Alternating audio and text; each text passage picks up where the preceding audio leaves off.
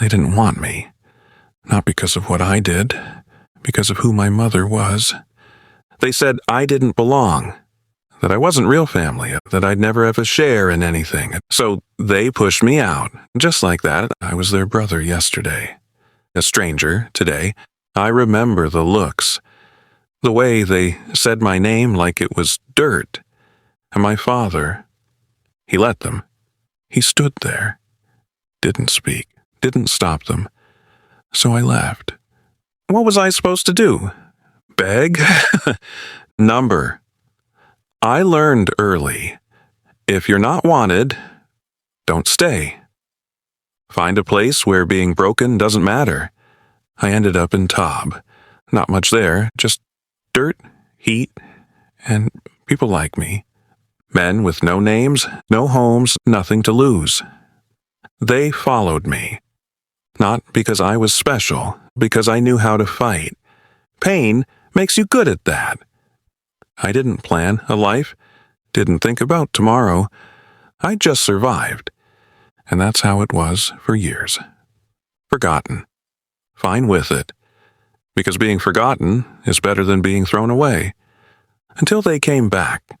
Tob wasn't home, but it didn't ask questions. That was enough. The men there were like me. Thrown out.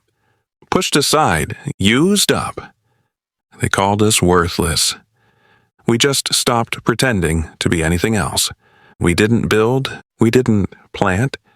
We fought. That's what we knew. How to hold a sword. How to take a hit. How to hit back harder. I didn't lead because I wanted to. I led because I could.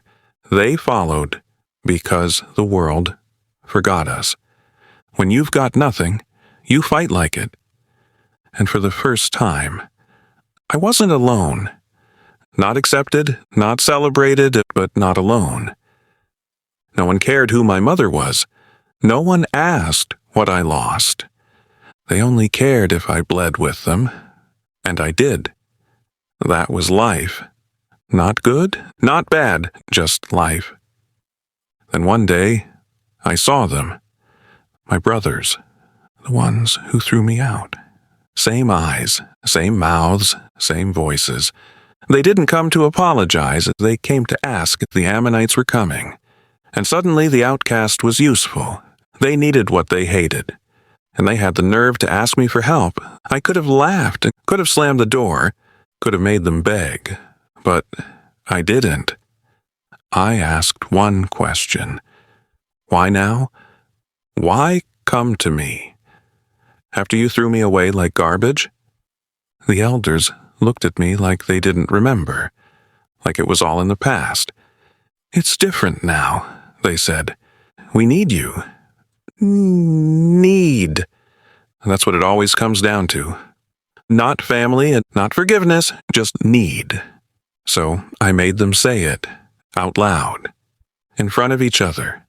You hated me. You cast me out. And now you're back because I'm useful. They didn't deny it.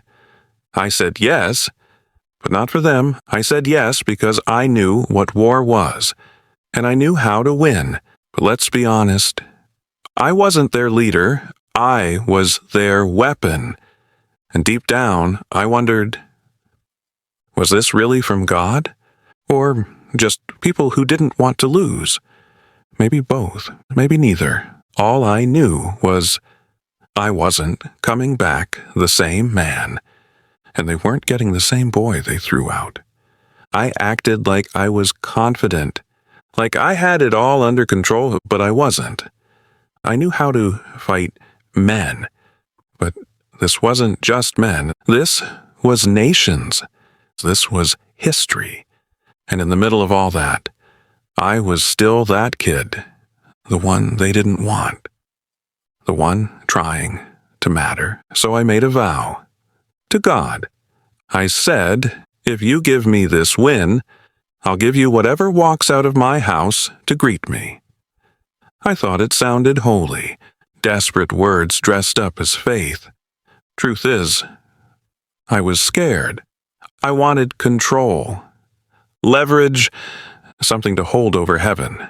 I wasn't trying to worship. I was trying to trade. I wanted to win. I wanted to show them all that I was worth keeping. And we did win.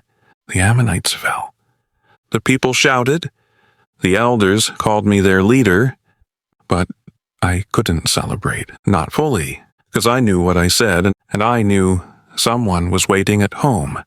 The price hadn't shown up yet, but it was coming. I heard the tambourine before I saw her. Then her voice, singing, dancing, happy. My daughter, my only child, running to me like I was a hero, like I hadn't just signed her death, and everything inside me just collapsed. I tore my clothes. I fell to the ground. She didn't understand at first. She just kept smiling. Until I told her what I'd said, what I'd promised. She didn't scream. She didn't run. She didn't blame me. That's what made it worse. She just looked at me and said, "If you made a vow to God, keep it." Like it was that simple. Like she wasn't everything I had. I wanted God to take the vow back, wanted a voice from heaven to stop it. But there was nothing. Just silence. So I waited. She left for a while. Said she needed time, and I kept breathing, because I didn't know what else to do. Then the day came. And I did it. I kept the vow. I don't know how I lived through that day, but I did. And I never made another promise to God again. People remember the victories, the judge who saved Israel, the warrior who kept his word. But I remember her face. Every time they say my name, I hear her voice, telling me to keep the vow. They followed me after that. They respected me, but I was hollow. I led. But I broke something. Something in me. Something in her. Something in how I saw God. They think leadership is glory, but it's loss. Not the kind that makes you brave, and the kind that makes you quiet. Would God have held me to it? Was he testing me? Or was I just afraid of looking weak? I'll never know. I did what I thought was right. And it cost more than I imagined. I don't have peace, and not really, but I have truth. And I've learned to live with it. Sometimes that's all you get, not resolution, just the wait and the silence that follows.